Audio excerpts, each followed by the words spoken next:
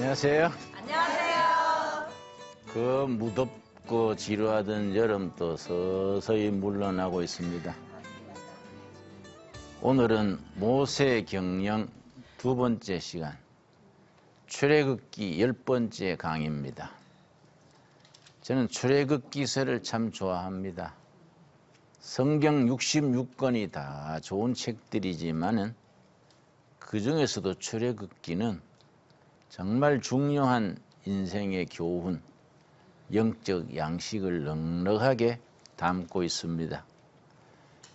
성경 말씀에 의하면 애굽 종살이를 무려 430년, 우리 일제 36년은 게임도 안 돼요. 430년 지난 뒤에 모세가 딱 깃발 들고 그 사람들 무리를 이끌고 요셉의 유골, 미라로 했겠죠. 미라. 그걸 들고 출애굽을 했습니다. 근데 성경 기록에 의하면 장정만 60만. 장정이라는 말은 20세에서 60세까지 전쟁터에서 싸울 수 있는 사람을 기준으로, 그럼 아이들, 여성들 다 치면 큰 숫자지요. 그 사람들 데리고 물도 부족하고 양식도 부족하고 날씨는 덥고 밤에는 춥고 이런 길을 40년을 행진했으니 얼마나 어려움이 많았겠습니까? 그게 경영 관리가 필요한 거죠. 그래서 출애굽기 18장 지난번 9번 강의 때에 모세 경영 얘기를 살폈습니다. 모세 장인 이드로가 모세가 재판하느라고 하루 종일 고생하는 걸 보고 노인의 지혜를 발휘해서, 야, 이 사람아, 자네 머리를 쓰게. 그래야면 자네도 지치고 순번 기다리는 백성도 지치고 그래 오래 못 가네. 어떻게 하느냐? 지혜로운 사람 뽑아서 역할을 분담을 하소. 1000부장, 100부장, 50부장, 10부장. 근데 그 사람들을 어떤 기준으로 뽑느냐? 출애굽기 18장 21절에 세 가지 기준을 일러줬습니다. 지난 주일에 공부했지만은 21절만 한 번 더 살피겠습니다. 너는 또 온 백성 가운데서 능력 있는 사람들, 그 능력 있다는 사람들의 내용이 세 가지. 첫째는 하나님을 두려워하는 사람, 영적으로 바로 선 사람. 둘째는 성실, 정직한 사람, 진실된 사람. 세 번째는 부정부패를, 불의를 미워하고 전문성이 있는 사람. 자기 일에 전심전력 다하고 부당한 이권 이런 데에 관여하지 않는 사람. 그래 뽑아가지고 그릇에 따라서 1000부장, 100부장, 50부장, 10부장을 맡기게 했지요. 그랬더니 이스라엘 전체 조직이 물 흐르듯이 잘 이어져 간 겁니다. 제가 목회를 오래 하면서 이런 경영, 관리, 경제가 참 신앙생활에 중요하다는 것을 실감을 느꼈습니다. 그래서 나는 늘 주장하기를 삼위일체 신앙이 있습니다. 성부 하나님, 성자 하나님, 성령 하나님, 삼위일체 하나님인데 두 번째 삼위일체도 있다. 신앙과 생활과 산업이 삼위일체 돼야 된다.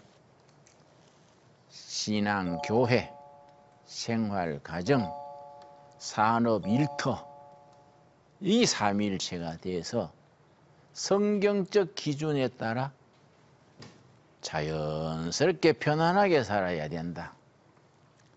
내가 왜 그걸 강조하게 됐냐 하면은 내가 구리에서 목회할 때에 젊은 부부를 전도해서 세례주고 집사 세우고 교회 일꾼으로 세웠는데 이 부부가 식품점을 해요. 두 부부가 하루 16시간 일해요. 그러면서 애들도 셋 키우고 열심히 해가지고 40대 중반에 아파트도 2채, 가게도 2개 살 만큼 됐어요. 내가 아주 기특하게 신방 가서 기도도 해주고 했는데 하루는 밤 11시나 됐는데 부부가 날 찾아왔어요. 목회자들은 다음 날 새벽 기도가 있으니까 좀 일찍 자야 되거든요. 밤 11시에 와가지고 무조건 우는 거예요, 그 부인이. 남편은 멍하니 앉았고. 왜 그러는가? 설마 울라고 밤중에 찾아오지 않았을 텐데. 목사님, 우리 집은 망하게 됐어요. 왜 망하는데? 부인이 자기 친구한테 보증을 썼어요. 그 보증 썼는 게 홀랑 다 날아간 거예요. 아파트 2채, 가게 2개 다 날아가고 길에 나앉게 됐어. 평생 쌓은 것이 물거품이야. 그걸 어쩔 줄 모르고 우는 거야. 내가 답답해가지고, 야, 이 사람들아, 자네들 둘 다 집사 아이가. 성경에 보증 서지 말라는 게 있는데 왜 집사로서 성경대로 안 했냐? 그랬더니 그 부인이 눈이 휘둥그레져가, 목사님, 성경에 그런 구절도 있나요? 야, 이 사람들 참 답답하네. 잠언에 빚 보증 서지 마라가 3번이나 나와. 내가 찾아줬어요. 잠언 22장 한번 찾아봅시다. 말이 나왔으니 한번 찾아봅시다. 교회 집사로 살 다니면서 성경에 빚 보증 서지 마라가 3번이나 나와요. 3번. 심지어 빚 보증 서달라고 오면은 그때 도와줄 수 있는 만큼 구제로 도와주고 보증은 서지 말아라. 거기까지 나와요. 잠언 22장 26절. 잠언에 3번 나오는 것 중에 한 번입니다. 빚 보증을 서지 말지니라. 26절. 너는 사람과 더불어 손을 잡지 말며 사람 믿고 동업하지 말라, 그 말입니다. 사람 믿고 동업하지 말아라. 남의 빚에 보증을 서지 말라. 빚에 보증 서지 말아라. 성경 찾아가지고 세 구절을 다 찾아줬어요. 그랬더니 그 부인이 아주 맹랑한 얘기를 하더라고요. 목사님, 우리 집이 망한 거는 목사님도 책임이 있네요. 난 날벼락이지. 이게 뭔 소린가? 그건 또 뭔 소리고. 그랬더니 목사님, 저는 목사님한테 전도받고 세례받고 집사 쓰고 다 했는데 두레교회 다닌 지도 20년 가까이 10몇 년 됐는데 한 번도 이걸 안 가르쳐 줬습니다. 성경에 이런 거 있다는 걸 처음 듣네요. 목사님이 왜 우리한테 이런 걸 가르쳐 줬으면 내 친구가 빚 보증 서달라 그러면 나는 서고 싶은데 나는 이 교회 집사다. 집사가 성경 말씀대로 해야 되는데 성경 말씀에 빚 보증 서지 말라고 해서 난 못 서. 지금 내 도와줄 수 있는 거 뭐 몇백만 원, 몇십만 원 도와주는 것밖에 못 하겠네. 이랬을 텐데 목사님 왜 한 번도 안 가르쳐 줬습니까? 내가 할 말이 없는 거예요. 그럼 말이 맞잖아요. 내한테 전도 받아가 세례 받고 집사 서고 했는데 처음 듣는다는 거예요. 내가 그래서 아찔했어요. 아하, 그렇구나.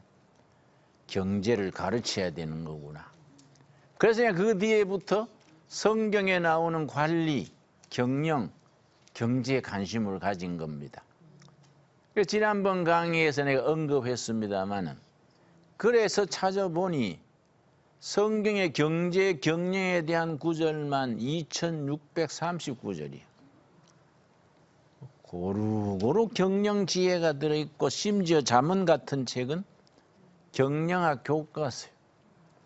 내가 아는 사장님은 진실한 장로님인데 매일 잠언을 읽으면서 경영에 영감을 받는다는 거지요. 그 영국의 유명한 경제학자가 이런 말을 했습니다.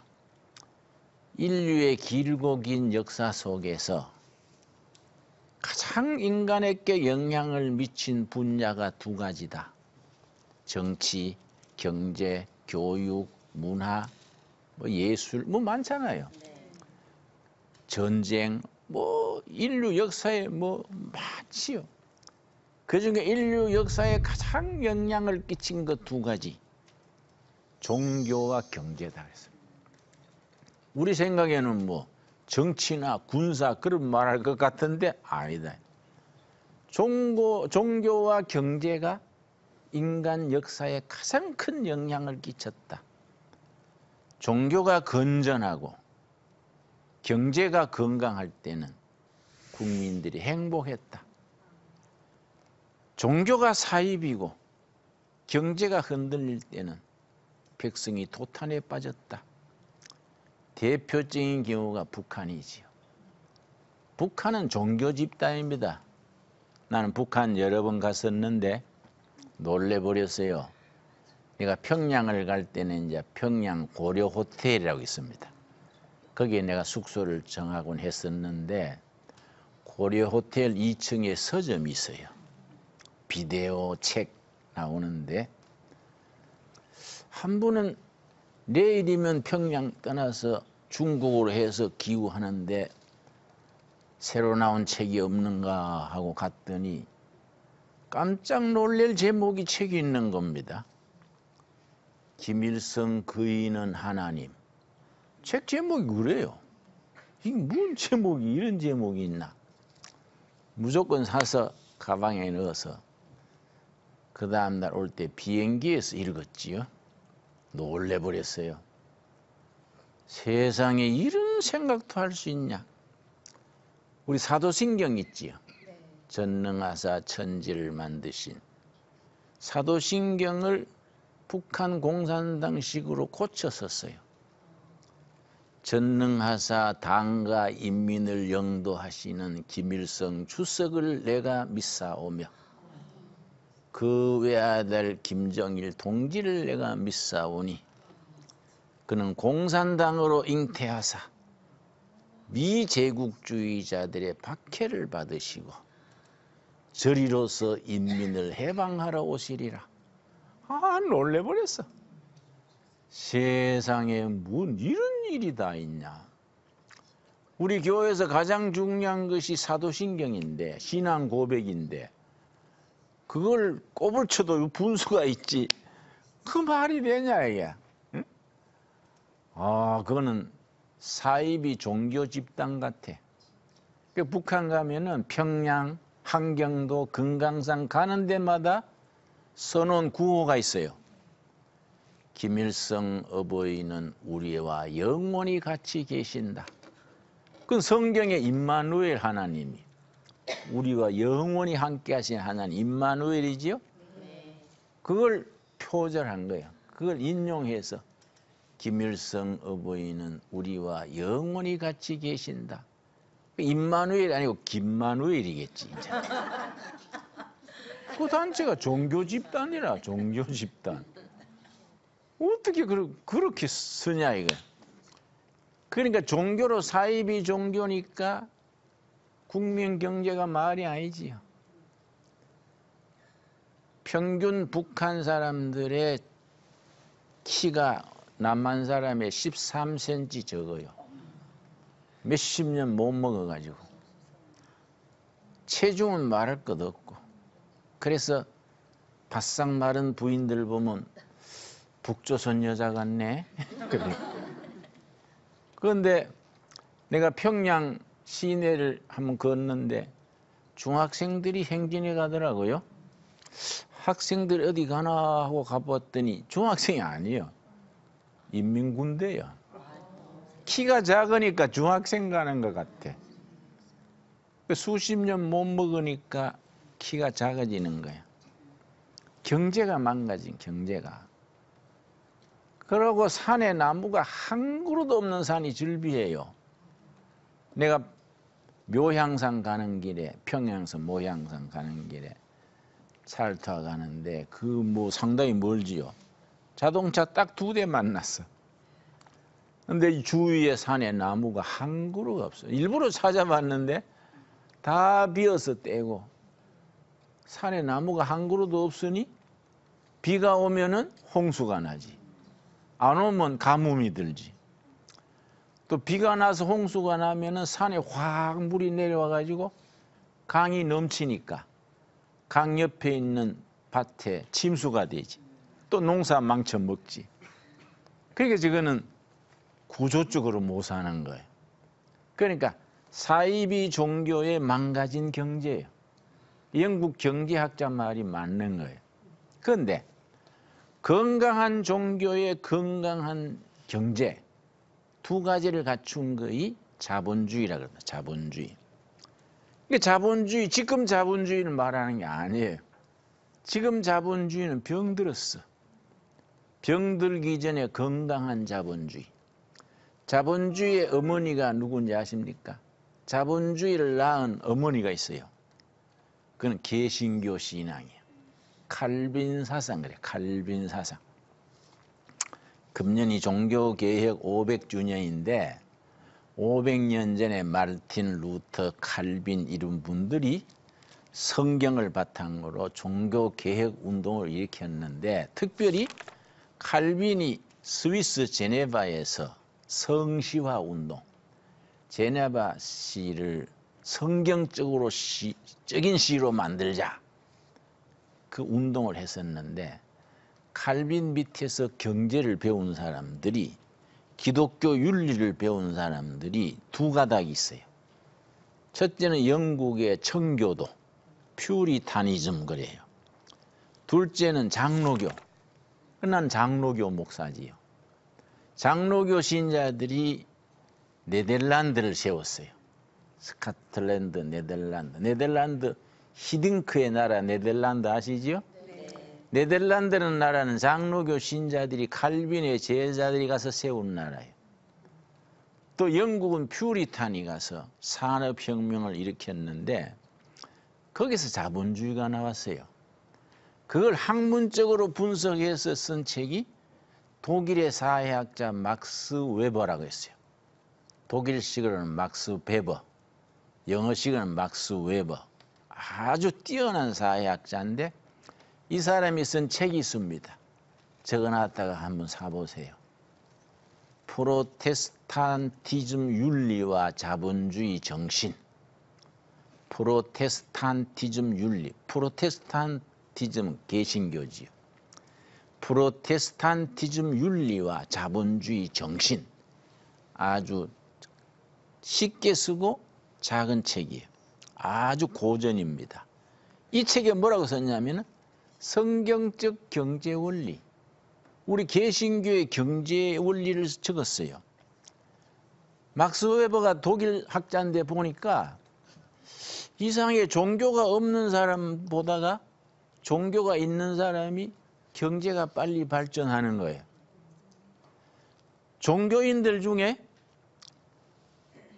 불교 신자나 이슬람 신자나 다른 신자보다가 기독교 신자가 빨리 성공하는 거예요. 또 기독교인들 중에 캐톨릭 신자보다가 개신교 신자가 빨리 부유해지고 사회 진출도 빠르고 성공을 빨리 하는 겁니다. 이 사회학자니까 그 관심을 가졌어요. 이상하다. 왜 무종교인보다가 종교인이 빨리 성공할까?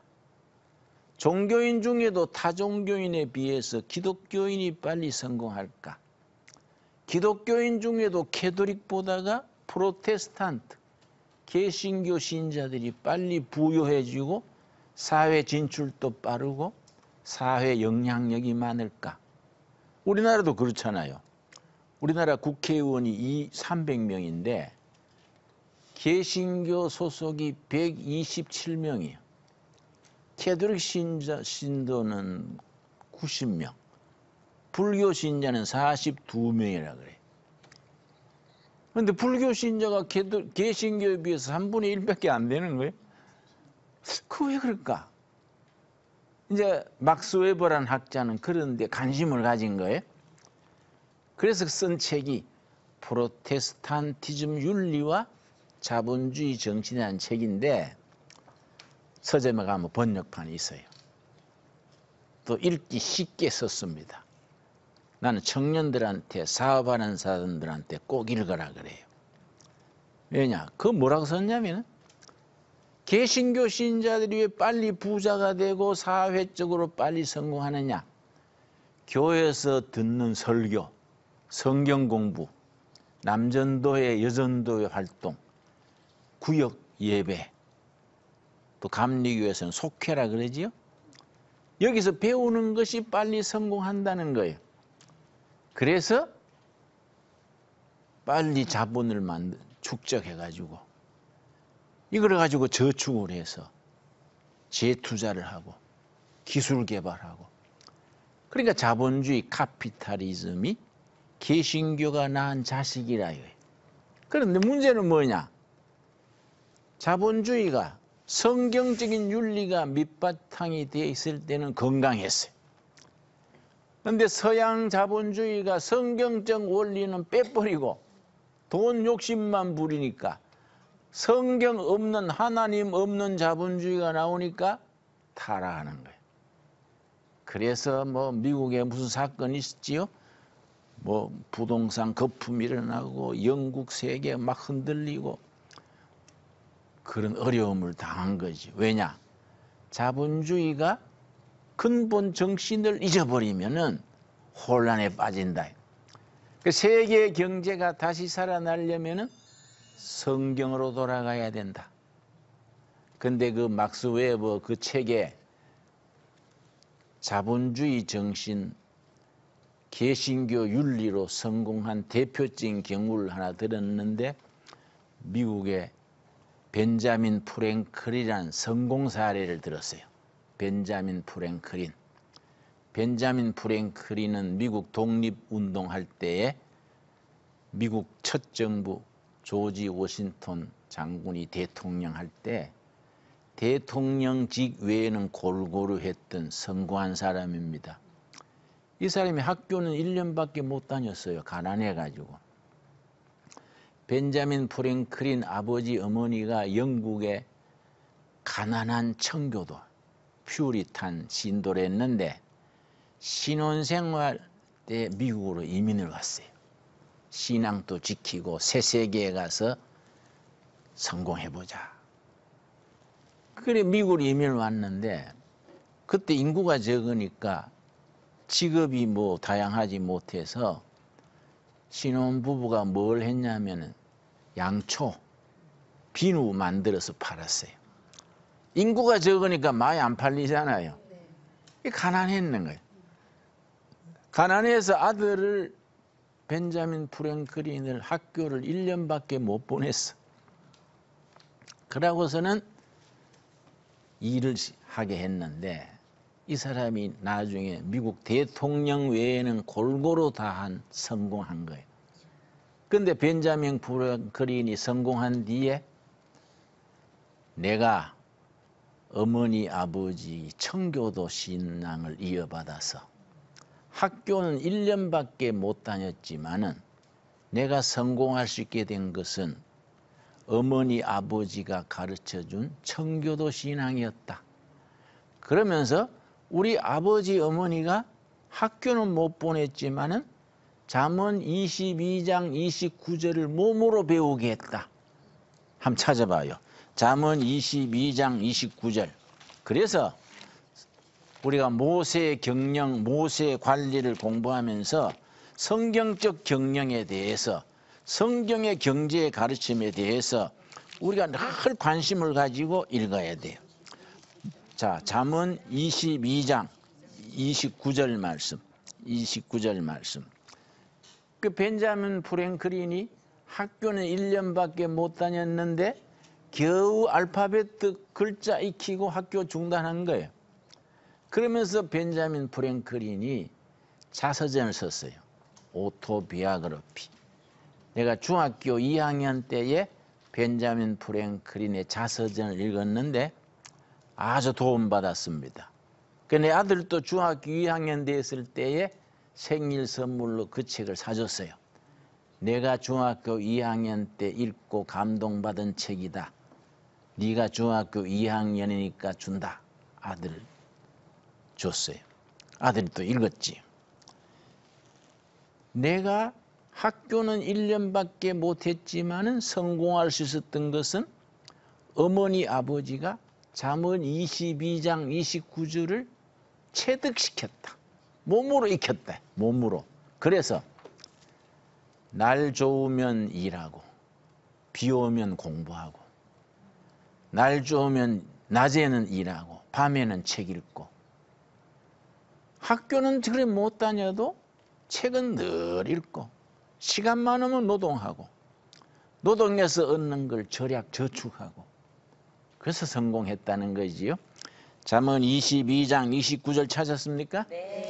자, 내가 읽습니다. 너가 자기의 일에 능숙한 사람을 보았느냐? 이러한 사람은 왕 앞에 설 것이요 천한 자 앞에 서지 아니하리라. 자기 일에, 영어 성경에는 in his business, 비즈니스, 자기 비즈니스에 능숙한 사람을 보았느냐? 이런 사람은 왕 앞에 선다. 벤자민 프랭클린은 미국 첫 정부의 해외 대사가 돼서 프랑스 대사, 영국 대사 5나라 왕 앞에 섰어요. 성경대로 됐다. 야.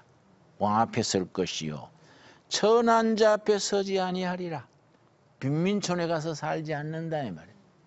나는 30살 때 신학교 2학년 학생 때 청계천 빈민촌에 들어가 가지고 빈민들의 전도하고 목회를 했는데 살아보고 고개를 흔들었어요.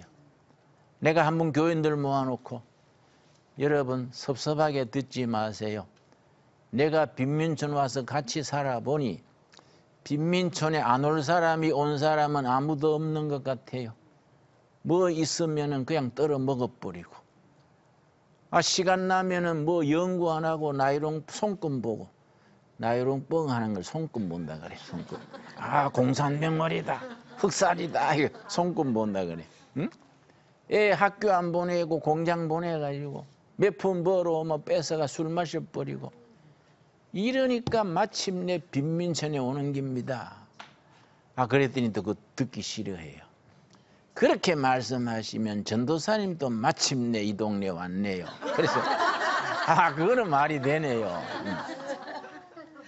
이 사람이 하루 이틀에 가난해지는 게 아니다. 하루 이틀에 부자 되는 게 아니다. 벤자민 프랭클린은 in his business, 자기 일에 능숙한 사람. 그래서 빈민촌에 가지 않고 왕 앞에 섰다. 능숙한 사람의 단어가 요점입니다. 4가지를 합친 단어예요. 4가지. 이 교회에서 배우는 윤리, 생활, 신앙생활이 능숙한 사람이 되게 하는 거예요. 이 속에 4가지 의미가 담겨 있습니다. 교회에서 배우는 설교, 듣는 설교, 성경 공부, 구역 활동, 모든 활동이 능숙한 사람이 되는 영적, 정신적, 도덕적 기초가 되는 거예요. 첫째는 정직입니다. 정직. 교회에서 정직을 배우는 거예요. 진실한 교인. 성령은 진리의 영이시니까 진리의 영을 받은 사람은 정직해야 되잖아요. 무조건 교회는 정직해야 됩니다. 두 번째, 근면, 부지런해요. 그 요한복음에 있지요? 예수님께서 말씀하시기를 아버지께서 일하시니 나도 일한다. 부지런해요. 난 지금 77살인데 지금도 매일 일해요. 요즘 삼복더위에 한더위만 피해가지고 아침 저녁으로 밭에 일하고 여러 가지 약초도 심고 부지런히 일하는 거예요. 일하면은요 땀을 팍 흘리고 사와 싹 하고 나면 너무너무 행복해. 그래서 딱 꼴짜기에 생수 한 잔 마시면 야 이거 천당은 못 돼도 한 800당 되는구만. 너무 좋은 거예요. 너무 좋은 거예요. 응? 인생이 행복해지기 어려운 거 아니에요. 한 2시간 바짝 일하고 노인이니까 너무 오래 일하면 또 일사병 걸려서 병들지. 그래도 골치 아프지. 한 2시간 바짝 일하고 샤워 싹 하고 냉수 한 잔 싹 마시면 아이고 천국이 따로 있냐? 응? 너무너무 행복해요. 그 나는 구호가 늙어서 일하자. 늙어서 일하자. 젊은 사람들한테 이끌어주고 본이 되고 그래야지 맨날 골골하고 기침이나 하고 잔소리나 하고 그러면 되겠냐? 교회에서 제일 골치 아픈 사람이 누군지 아십니까? 직장 없는 늙은 장로님들이. 교회 아침부터 나와가지고 일이 없으니까 아가씨들 보고 저날 왜 그래 봤냐? 종이는 앞뒤로 서라. 맨날 잔소리 하니까 아가씨들이 배견하지를 못해. 장로님이 하세요. 난 집에 갈라요. 가버리는 거야. 자기 일이 있어야 돼. 그지요? 이 근면이에요, 근면. 모세는 120세까지 일했지요. 또 여호수아의 동기 기억나세요? 응? 갈렙은 85세에 건강한 몸으로 헤브론 선을 점령했지요. 나이 들수록 노익장이라 그래요. 일하고 젊은 사람이 본이 되고 기도 생활하고 이렇게 하면은 얼마나 건강해져요. 내가 지금 동두천 산골짜기에 들어왔는데 7년 전에 정년 퇴직하고 은퇴지, 은퇴. 목사는 70에 은퇴입니다. 은퇴하고 퇴직금을 몽땅 받아가지고 산속에 산을 6만 평 샀어요. 못 쓰는 산, 아주 버려진 산을 사가지고 거기다가 마을을 세우는데 아이고 친구들이 얼마나 욕을 하는지. 김진홍 목사 치매 걸려서 늙어서 어떡하려고 퇴직금을 몽땅 악산을 쓰냐. 악산 사가지고 이거 뭐 하려고 그래? 에? 치매 걸린 거 아니야? 그런 소리 하지 마라. 나는 삼모작 인생이요. 젊은 날에는 실수도 많고 시행착오도 많았는데 내가 늙어서 75회 9회 말 홈런 칠라 그래. 9회 말 홈런 있죠, 야구. 멋지지. 9회 말에 내가 홈런 칠 테니까 두고 봐. 문전억답 좋은 땅 누가 못해? 좋은 땅은 다 할 수 있어. 바위산 악산에다가 작품을 만들어 봐. 이 전설이 되고 업적이 되는 거요. 그래 내가 이제 2011년부터 시작했는데 지금 17년이지요? 딱 6년째 됐지요. 사람들이 와보고 놀래요. 이건 뭐 세상이 딴 세상이지 않냐. 왜냐? 6년간 열심히 일하는 거예요. 열심히 일하면 또 동지들이 오는 거예요. 와서 꼴짜기가 바뀌는 거예요. 그래 저 민수기에 보면은 하나님께서 이스라엘 백성들한테 이 출애굽기에 있잖아요. 약속의 땅, 젖과 꿀이 흐르는 땅을 줄 것이다. 그게 내가 그 말씀대로 하자 이거예요. 젖과 꿀이 흐르는 땅이 성경에만 있으면 되냐? 우리 살아가는 동리에 젖과 꿀이 흘러야 된다. 그게 산골짜기니까 젖과 꿀이 흐르려면은 꿀이 흐르기 벌통을 먹여요 우리가. 근데 지난번에 벌통 10통 갖다가 처음 시작했는데 산에 꽃이 많아가지고 벌을 떴더니요 예상보다 3배가 많이 나서 3배. 그래서 그 꿀을 깨끗하니까 우리 일꾼들이 시세로는 3만 원 받으면 됩니다. 야, 이 사람들아, 그 우리가 농사 지었냐?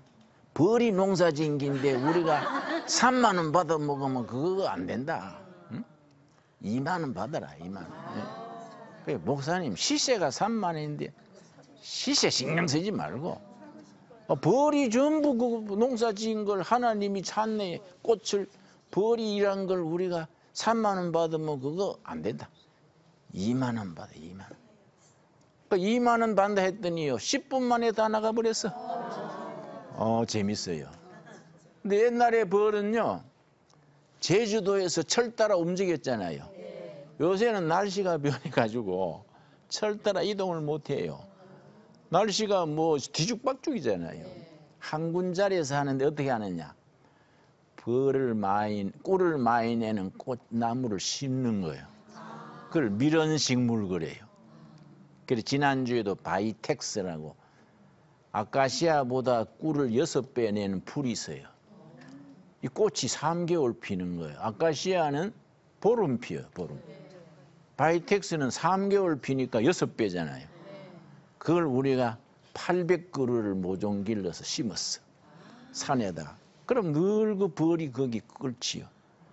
그 요새 또 밀원식물 아카시아도 심고. 그러니까 이제 한 고정양봉 그래. 안 다니고.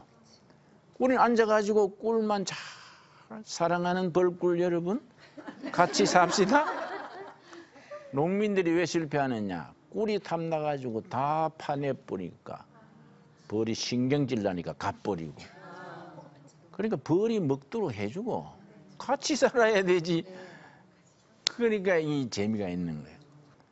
그러니까 젖과 꿀이 흐르지 매일.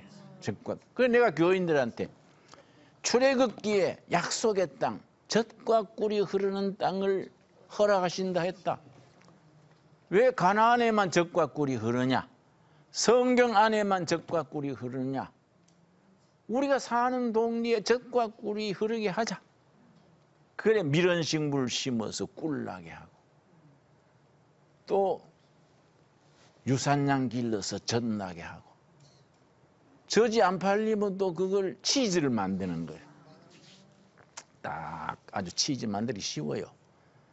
우리 저 순두부 만들듯이 딱 치즈 만들어서 치즈면 오래 두면 둘수록 값이 나가네. 안 팔려도 걱정 없어. 오래 둘수록 이거는 미생물이 역화해서 값이 나가니까. 우리가 하나님의 말씀이 생활 속에서 열매를 맺어야 돼. 그렇지요? 거기에 성경적 경제가 있어야 되는 거예요. 그 성경의 경제를 우리가 배워야 돼요.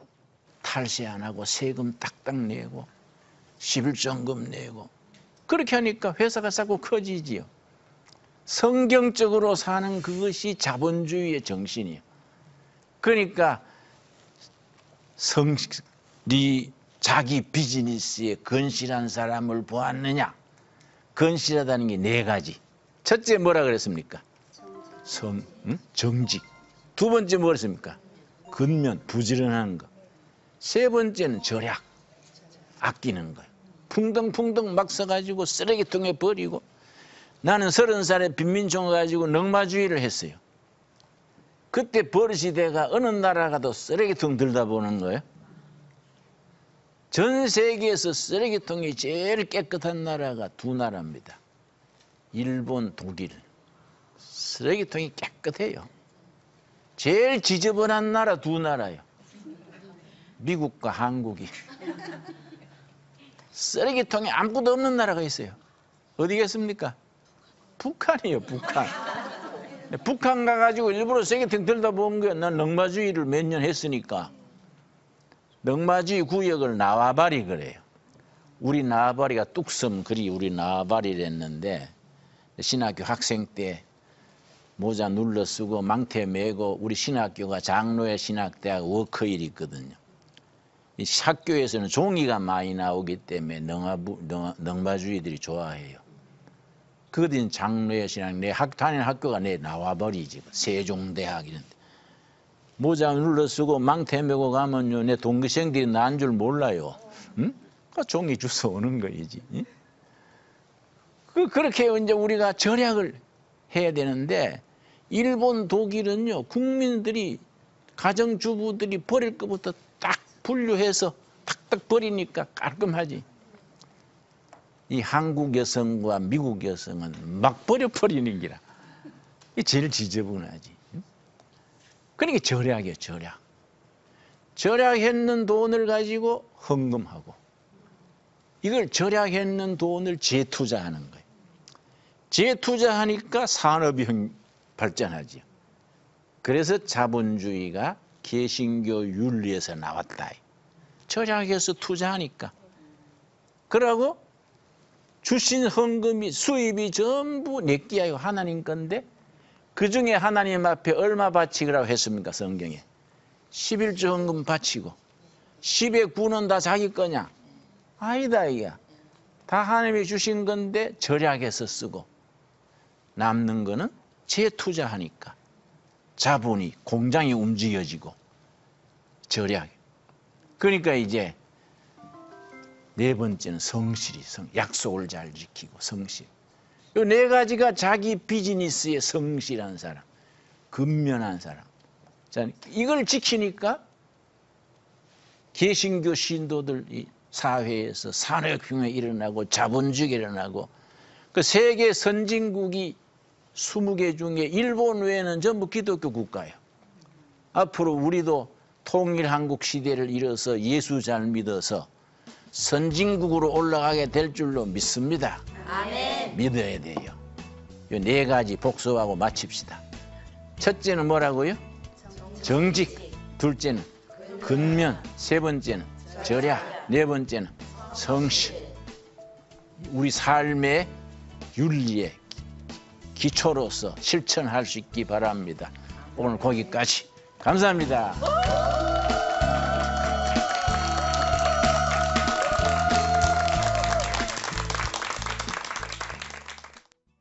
이 프로그램은 CTS 방송가족의 사랑과 후원으로 제작되었습니다.